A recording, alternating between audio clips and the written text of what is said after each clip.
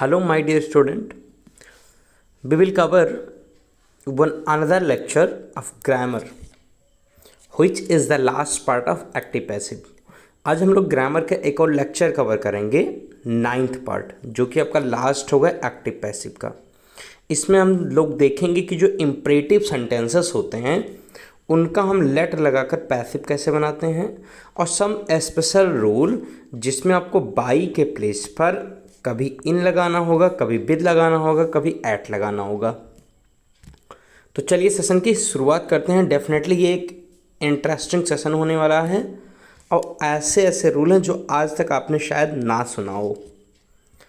Imperative sentence को कैसे convert करेंगे पैसिव में, ये तो हम लोग सीखेंगे, बिल्कुल सीखेंगे, और कुछ इम्पॉर्टेंट रूल को भी साथ साथ हम लोग देखेंगे। तो चलिए सेशन की शुरुआत करते हैं। डेफिनेटली ये लास्ट है। अगर आपने हमारा 8वां पार्ट देखा होगा तो डेफिनेटली अब इसके बाद आपको एक्टिव पैसिव में ज़रा भी कन्फ्यूज़न नहीं होगी। थंबनेल एक्चुअली थंबनेल पुराना ही लगा रह गया, मैंने नया चेंज नहीं किया है, बट डेफिनेटली जो वीडियो आप देखेंगे उसमें चेंज होगा। Hello my dear student, my name is Vishal Srivastava. I am an assistant teacher. Welcome to my channel Vishal study room. I hope आप सब बहुत अच्छे होंगे। अगर आप सब्सक्राइबर ऑलरेडी हैं तो प्लीज़ शेयर कर दीजिएगा, और अगर आप चैनल पर नए हैं तो प्लीज़ चैनल को सब्सक्राइब कर लीजिएगा।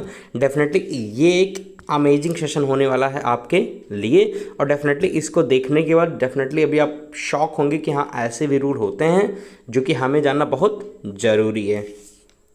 चलिए फर्स्ट रूल डिस्कस कर लेते हैं। Surprised, astonished, disappointed, distress, alarmed. अगर ये वर्ड आपके एक्टिव सेंटेंस में दिए हैं, मतलब आपका जो एक्टिव सेंटेंस है उसमें अगर ये वर्ड कहीं पर दिया हुआ है एज अ वर्ब, क्या दिया हुआ है एज अ वर्ब, तब आपको वहाँ लास्ट में बाई ना लगाकर बाई की जगह एट लगाना होगा। आपको क्या लगाना होगा? एट। अब तक हम लोग यही देखते थे कि लास्ट में जो ऑब्जेक्ट आता था उसके पहले बाई लगता था, बट अगर ये वर्ड्स आपके एज अ वर्ब आ रहे हैं तो उस केस में आपको बाई ना लगाकर लास्ट में क्या लगाना होगा? एट। चलिए एग्जाम्पल के थ्रू मैं आपको बहुत अच्छे समझाने की कोशिश करता हूँ। देखिए आपके पास है your intelligence surprised me, your intelligence surprised me. अब देखिए आपको पता होगा जो ऑब्जेक्ट हो तो सब्जेक्ट बन जाएगा, मी का आई हो गया। अब एक्चुअली ये पास्ट दिया है, सिंपल पास्ट टेंस है, तो सिंपल पास्ट आपने ऑलरेडी रीड किया हुआ है कि हम लोग कैसे चेंज करते हैं, उसमें वाज या वर लग जाता है। तो आई चूँकि सिंगुलर पास्ट में माना जाता है तो यहाँ वाज आ गया, आई वाज, उसके बाद सरप्राइज हो गया। उसके बाद अब यहाँ जनरली क्या लगाते थे हम लोग? By before object. ये आपका ऑब्जेक्ट है, जो कि सब्जेक्ट था वो आपका क्या बन जाएगा? ऑब्जेक्ट। तो आपका योर इंटेलिजेंट ऑब्जेक्ट है, जनरली इसके पहले हम लोग बाई लगाते थे, बट दैट केस में यहाँ सरप्राइज जा रहा है तो आपको एट लगाना कंपलसरी है। That will be your correct answer. Sentence आपका बन गया, I was surprised at your intelligence. I hope आपको ये समझ आया होगा। एक और क्वेश्चन देख लेते हैं।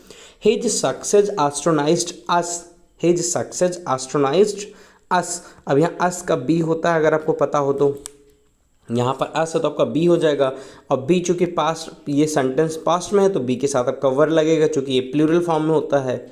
तो बी वर एस्ट्रोनाइज्ड, आपको थर्ड फॉर्म ऑलरेडी दिया हुआ तो थर्ड फॉर्म चेंज करने की जरूरत नहीं है। एस्ट्रोनाइज्ड एट हिज सक्सेस। देखिए अब यहाँ बाई न लगाकर क्या लगा हुआ? एट। आपको यही सीखना है। इसमें जितने भी मैंने एग्जाम्पल लिख रखे हैं उन सब में देखिए यहाँ आपका डिसअपॉइंटेड आया है, अपॉइंटेड के साथ भी लास्ट में आप बाई ने लगा कर क्या लगाएंगे? एट लगाएंगे। डिस्ट्रेस्ड आया है, डिस्ट्रेस्ड के साथ भी आप क्या लगाएंगे? एट लगाएंगे। डिस्ट्रेस्ड का पैसिव इधर बना हुआ, नेक्स्ट पेज में इधर देख लीजिए, देखिए एट लगा हुआ है।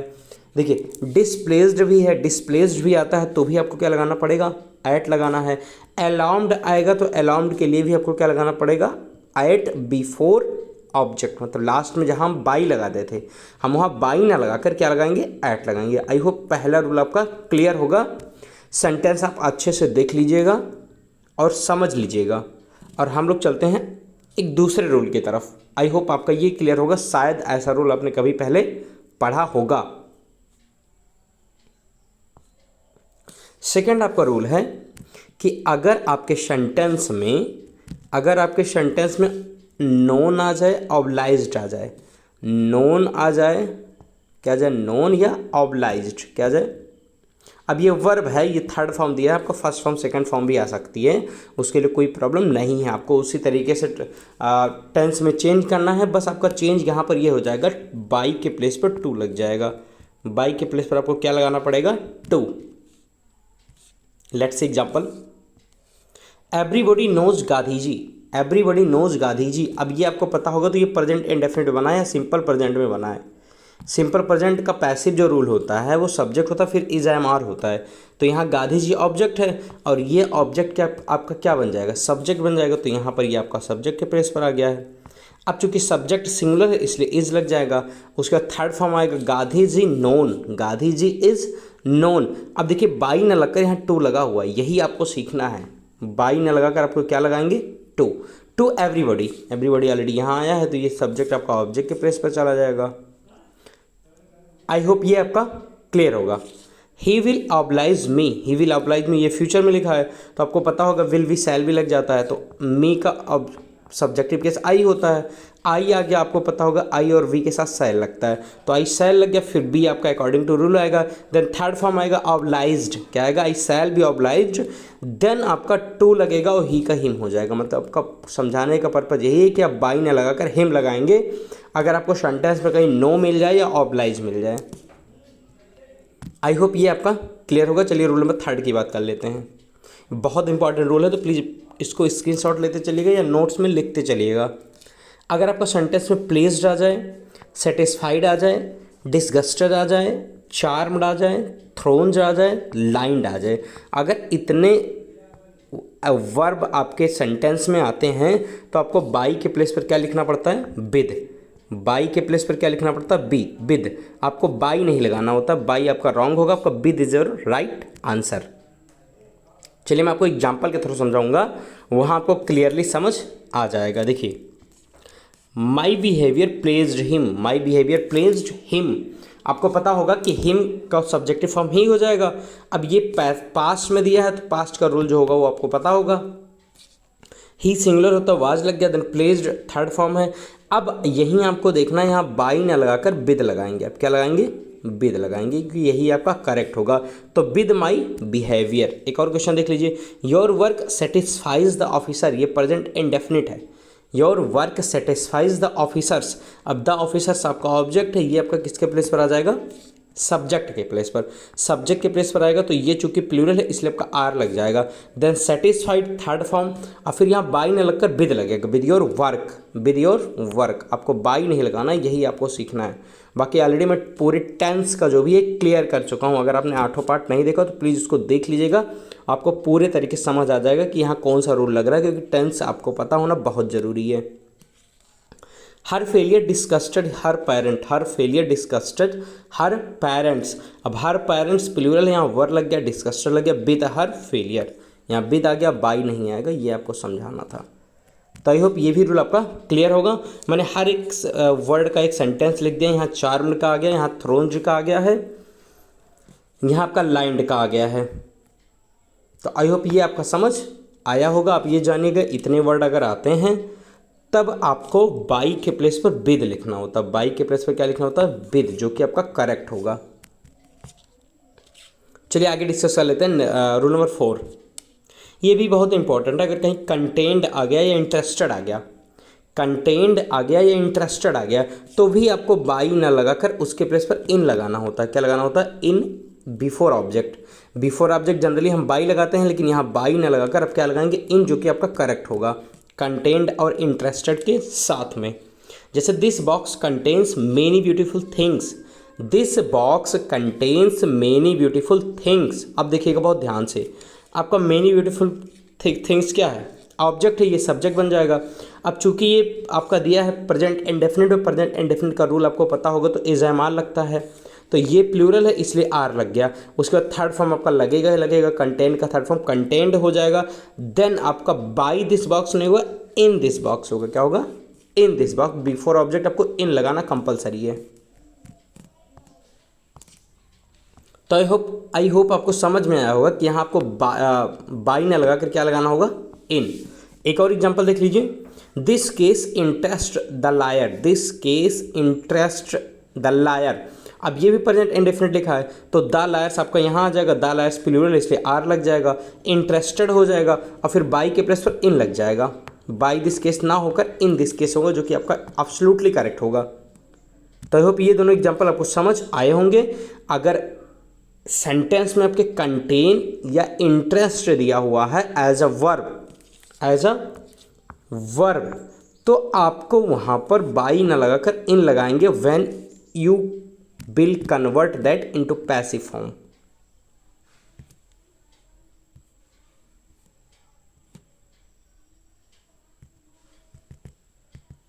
चलिए और कुछ स्पेशल है मैं आपको समझा देता हूं। देखिए कुछ रूल और है, मैं आपको समझाने की कोशिश करता हूँ। देखिए अगर जनरली आ जाए वर्ब के पहले टू आ जाए, वर्ब के पहले क्या आ जाए, टू। जैसे he is to help me, he is to help me आपका एक्टिव है तो आपको कुछ नहीं करना होता, बस टू के बाद बी को जोड़ देना होता है। टू के बाद किसको जोड़ देना होता है, बी को। तो यहाँ पर आप क्या जोड़ देंगे, टू के बाद बी को। जैसे देखिए he is to help me, तो यहाँ हो जाएगा अब मी का आई हो जाएगा और फिर आई के साथ आई एम लगेगा, क्योंकि आई एम लगेगा, फिर टू के बाद आपको बी लगा देना है। I am to be helped by him, I am to be helped by him, या be have to help him, be have to help him. अब देखिए हिम का आपका क्या हो जाएगा, ही हो जाएगा और ही के साथ है जाएगा, he has to be helped by us, he has to be helped by us. अगर वर्ब के पहले आपका टू लगा हुआ है, वर्ब के पहले टू लगा हुआ है तो पैसिव बनाते समय to plus be plus verb हो जाता है। मतलब पहले टू आएगा फिर बी लग जाएगा फिर वर्ब का थर्ड फॉर्म लग जाएगा। आई होप ये आपका क्लियर होगा। एक और इम्पॉर्टेंट रूल होता है, अगर मोडाल आपके सेंटेंस में दिए हुए हैं, क्या दिए हुए हैं, मोडाल, दैट केस में आपको कुछ नहीं करना होता, उस मोडाल के बाद बी लगाना होता है, वर्ब का थर्ड फॉर्म यूज कर देना होता है। जो भी फर्स्ट फॉर्म दिया रहेगा उसका आपको थर्ड फॉर्म लिख देना होता है, मोडाल के तुरंत बाद बी लगा देना होता है। जैसे एग्जाम्पल देख लीजिए, he should help her, he should help her. अब यहाँ लग गया, देखिए हर का क्या हो जाएगा, सी हो जाएगा, सी के बाद शुड आएगा और शुड के बाद बी आपको लगा देना है, then helped by him, she should be helped by him. He का आपको पता होगा, ही का ऑब्जेक्टिव केस हिम होता है और हर सी का होता है। सी अगर आप सब्जेक्ट में यूज करेंगे तो सी करेंगे और ऑब्जेक्ट में हर, और वहीं ही सब्जेक्ट में और हिम ऑब्जेक्ट में। तो यहाँ आप देखेंगे ये ऑब्जेक्ट था तो सही था, लेकिन जब इसको सब्जेक्ट में लाएंगे तो सी हो जाएगा, और ये सब्जेक्ट है तो ठीक है, जब इसको ऑब्जेक्ट लाएंगे तो हिम हो जाएगा। ये एक्चुअली लास्ट पार्ट है तो मैंने जिसका डायरेक्टली बना दे रहा हूँ, ये मैंने ऑलरेडी आपको एक्सप्लेन किया हूँ पिछले 8 पार्ट में। आप इंट्रो पार्ट देख लीजिएगा, वहाँ बहुत सारी चीज़ें समझ में आएंगी, फर्स्ट पार्ट। उसके बाद 1 बाई 1 करके आप अपने अकॉर्डिंग, अपने टाइम के अकॉर्डिंग मैनेज करके देख लीजिएगा। अब आती है इम्परेटिव सेंटेंस को कैसे चेंज करते हैं, जो कि आपके लिए बहुत ज़्यादा इंपॉर्टेंट है। इम्परेटिव सेंटेंस को जनरली इसमें लेट लगा देते हैं, सब्जेक्ट लगाते हैं, बी लगाते हैं, वर्ब का थर्ड फॉर्म यूज करते हैं। जनरली ये रूल चलता है। जैसे देखिए इम्परेटिव का मतलब होता है या तो सेंटेंस में ऑर्डर होगा, या तो रिक्वेस्ट होगा, या तो सजेशन होगा, और या तो एडवाइस होगी। ये 4 चीज़ें आती हैं आपके किस में, इम्परेटिव सेंटेंस में। आपने पहला मेरा लेक्चर देखा होगा द सेंटेंस का, तो वहाँ इम्परेटिव मैंने बहुत अच्छे से पढ़ाया हुआ है। इम्परेटिव सेंटेंस कैसे होते हैं, या तो उसमें रिक्वेस्ट होगी, या तो ऑर्डर होगा, और या तो सजेशन होगा, या एडवाइस होगी। जैसे देखिए post this letter, post this letter, ये आपका जनरली ऑर्डर हो गया, पोस्ट दिस लेटर। अब आप इसको बनाने के लिए क्या करेंगे, सिंपली लेट लगाएंगे, उसके बाद ऑब्जेक्ट सब्जेक्ट के प्लेस पर, उसके बाद be and third form, let subject be verb third. Let आ गया, फिर ये जो ऑब्जेक्ट होगा ये सब्जेक्ट बन जाएगा, let this letter be posted, let this letter be posted. Open the door, let the door be opened, let the door be opened. I hope ये आपका क्लियर होगा। लेट लग गया, फिर जो आपका ऑब्जेक्ट था वो द डोर लग गया, और फिर बी लग गया, और बी के बाद थर्ड फॉर्म ओपन का ओपेंड। आई होप आपका इम्परेटिव भी समझ में आ गया होगा। एक और इसमें रूल है, अगर डू लगाकर इम्परेटिव आता है तो आपको डू को रिमूव कर देना होता है। जैसे do not kill the bird, do not kill the bird. यहाँ पर डू को हटाकर आप लेट लगा देंगे, और लेट के बाद जो ऑब्जेक्ट होगा सब्जेक्ट के प्लेस पर चला आएगा, उसके बाद नॉट लगेगा, बी लगेगा तो वर्ब का थर्ड फॉर्म। देखिए do not kill the bird, let the bird not be killed, let the bird not be killed. जैसे do not abuse Ram, do not abuse Ram, let Ram not be abused, let Ram not be abused. I hope ये आपका clear होगा। चलिए एक last rule की बात कर लेते हैं। अगर आपका जो इम्परेटिव सेंटेंस में प्लीज़ लगा हुआ है या रिक्वेस्ट कर रहा है, आपके इम्परेटिव सेंटेंस में या तो प्लीज़ लगा हुआ है या तो रिक्वेस्ट कर रहा है, दैट केस में आपको क्या करना होगा, प्लीज़ के प्लेस पर यू आर रिक्वेस्टेड लगा देना होगा। अगर वहीं एडवाइस या सजेशन होगा तो यू आर एडवाइज्ड टू लगा देना होगा। अगर एडवाइस या सजेशन है सेंटेंस में तो आपको लगाना होगा यू आर एडवाइज्ड टू। अगर सेंटेंस में सिर्फ प्लीज़ होगा, रिक्वेस्ट किया जा रहा होगा, तो आपको लिखना पड़ेगा यू आर रिक्वेस्टेड। जैसे देखिए प्लीज गो टू स्कूल, अब यहाँ पर प्लीज आया है, ये आपका रिक्वेस्ट कर रहा है, आपका इंपरेटिव सेंटेंस का रिक्वेस्ट वाला फॉर्मेट हो गया। आपको लिखना पड़ेगा यू आर रिक्वेस्टेड टू, उसके बाद उतार दीजिए पूरा गो टू स्कूल। आपको सिर्फ प्लीज की जगह पर यू आर रिक्वेस्टेड कर देना होगा। नेक्स्ट देख लीजिए obey the rule of the road, ये आपका जनरली एडवाइस हो गया या सजेशन हो गया। क्या हो गया, एडवाइस या सजेशन। दैट केस में आपको क्या करना है, सिर्फ यू आर एडवाइज्ड टू लगाकर नोट कर देना है as it is. You are advised to obey the rule of road, you are advised to obey the rule of road of the road. I hope ये आपका clear होगा। Please आएगा तो please को हटाकर आपको यू आर रिक्वेस्टेड टू लगा देना होता है, और सेंटेंस में अगर एडवाइस या सजेशन दिया जाएगा तो आपको लिखना है यू आर एडवाइज्ड टू, और देन आपको as it is sentence note कर देना होता है। ये भी आपके लिए बहुत इंपॉर्टेंट रूल था। इतने रूल आपके हैं जो कि मैक्सिमम आप लोगों ने नहीं पढ़ा होगा, क्योंकि जनरली पढ़ाए ही नहीं जाते हैं। बट मैं आपका कुछ भी छोड़ूंगा नहीं, आपके सारे पार्ट को कवर करूंगा ताकि आपको कोई भी कन्फ्यूजन किसी भी एग्ज़ाम में ना आए। तो आई होप आज का लेक्चर आपको इंटरेस्टिंग लगा होगा, मज़ेदार लगा होगा, और आपने कुछ नया सीखा होगा जो अब तक आप नहीं जान रहे थे। तो बाकी खुश रहिए, मस्त रहिए, चैनल को शेयर कर दीजिएगा, सब्सक्राइब कर लीजिएगा, और ज़रूर लाइक और कमेंट कीजिएगा अपने व्यूज़ को। बाकी thank you so much for watching. This is Vishal Srivastava signing of.